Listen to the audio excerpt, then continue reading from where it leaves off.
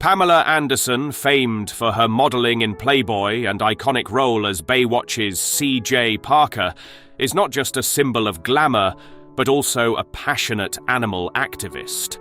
Beyond the sparkle of her public persona lies a life interwoven with tales of sadness and horror.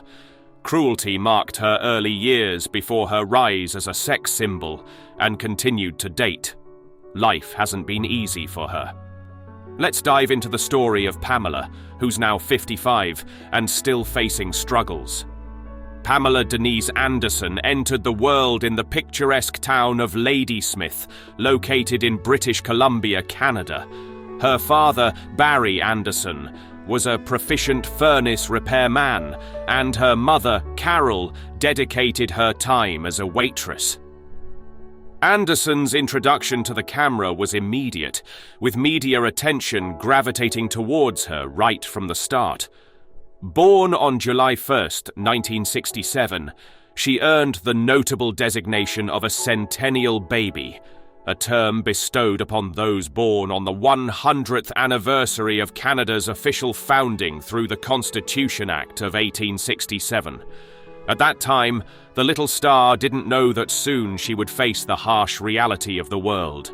The famous animal activist faced the world's horror from the beginning.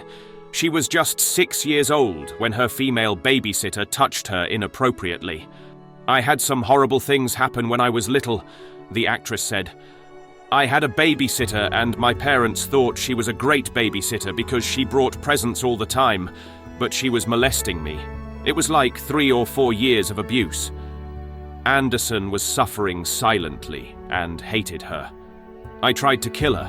I tried to stab her in the heart with a candy cane pen," she recalled. "I told her I wanted her to die, and the next day she died in a car accident, so I thought I killed her with my magical mind, and I couldn't tell anybody." However, it was a never-ending nightmare for the celebrity, because her babysitter was not the only devil in her life. The Playboy model was defiled when she was just 12 years old.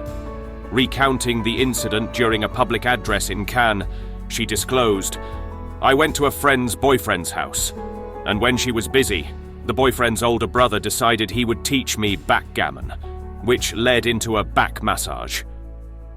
Eventually, she was sexually abused by a 25-year-old man. After that horrific incident, the cover girl felt ashamed and didn't open up. She explained, "It hurt me a lot keeping this secret," she notes. "It was so confusing, and I didn't know who to go to. I knew I shouldn't have been there and didn't want to get anyone in trouble." Regrettably, she found herself confronted with such distressing experiences repeatedly, and she couldn't even go to her mother. "My mum was always crying," she added. "I couldn't break her heart any more than it was breaking. I kept these events to myself." While external circumstances were challenging, the atmosphere within her home was also far from welcoming. Her father was an alcoholic. Her parents loved each other, but with the drinking habits, there were arguments and physical abuse involved. The poor little girl had to suffer seeing her father drowning her cat's litter of kittens as punishment for playing with them inside the house.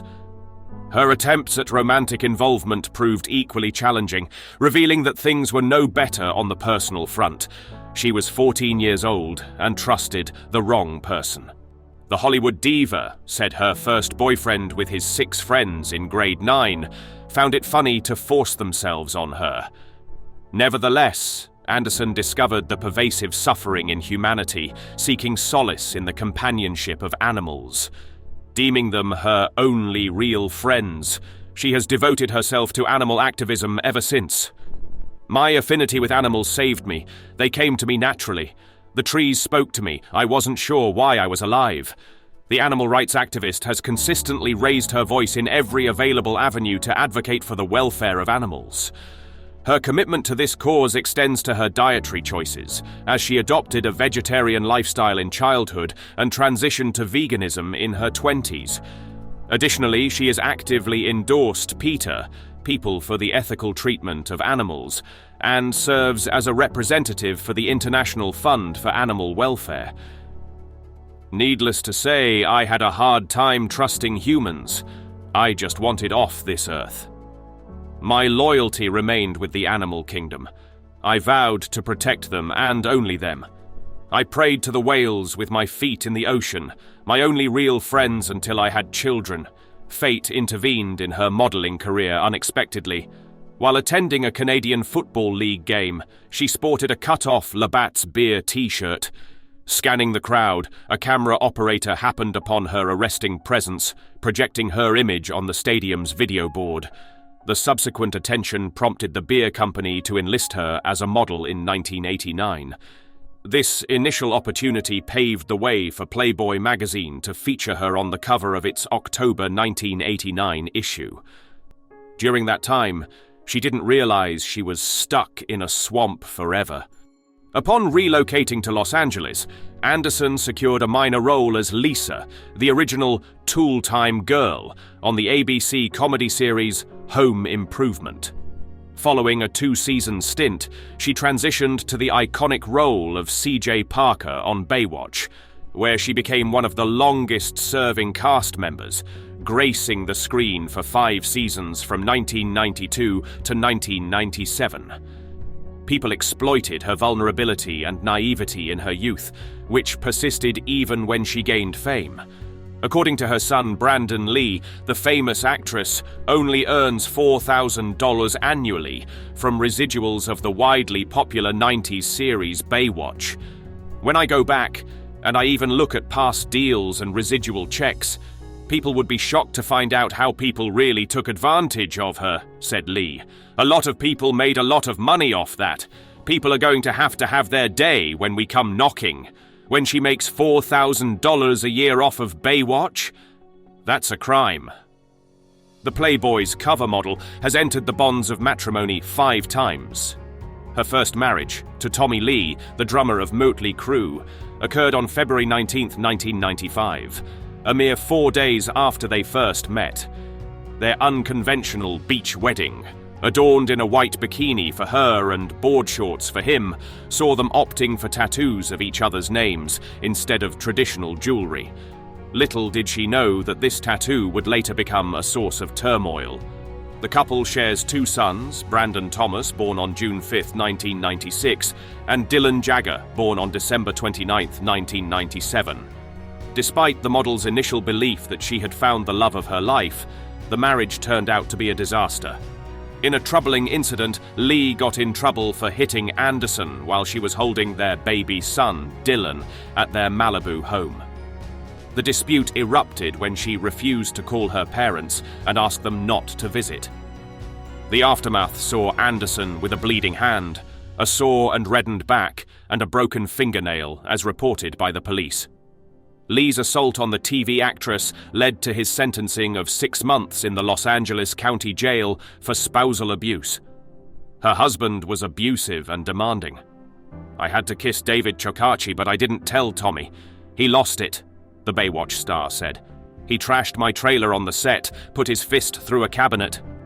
I apologized for not telling him, lying as he put it, and told him it wouldn't happen again, she said. After the incident, Anderson tried to commit suicide. Amidst the existing turmoil, one of the biggest scandals of the 90s unfolded. In an unusual turn of events, an electrician named Rand Gautier stole a safe housing the infamous sex tape from the residence of Lee and Anderson during renovation. This triggered a legal battle, casting her into the center of controversy. For a period, that tape cast a shadow over her career and personal life. With the challenges in their marriage, the couple officially divorced in 1998. Subsequently, an extensive custody battle over their sons ensued, concluding with the granting of joint custody in October 2002. Now, let's get back to the untold tattoo story. Anderson said in the statement, I contracted hepatitis C while sharing a tattoo needle with my ex-husband Tommy Lee. Tommy has the disease and never disclosed it to me during our marriage. They said I would die in 10 years, the former model said. When someone tells you something like that, you kind of act differently subconsciously. In the autumn of 2015, she proclaimed herself cured of the disease. 20 years ago, they told me I would die in 10 years. And 10 years into that, they told me I would be able to live with it and probably die of something else. But it all was very scary stuff. Her treatment cost around $100,000 and was covered by her health insurance. She was working in the meanwhile and had the disease for over 16 years. The runway diva struggled to find enduring love despite her fame and public persona. Amidst various challenges, one notable struggle was her inability to sustain a healthy and joyous long-term marriage. Despite her professional success, her journey has been marked by the absence of a lasting and fulfilling romantic relationship.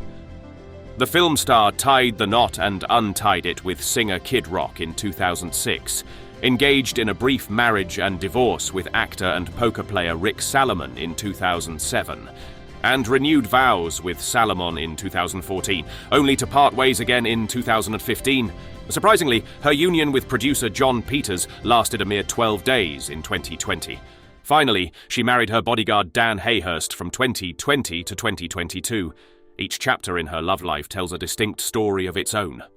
Another sad story on November 10, 2006, was shared that Anderson had a miserable experience while married to Kid Rock.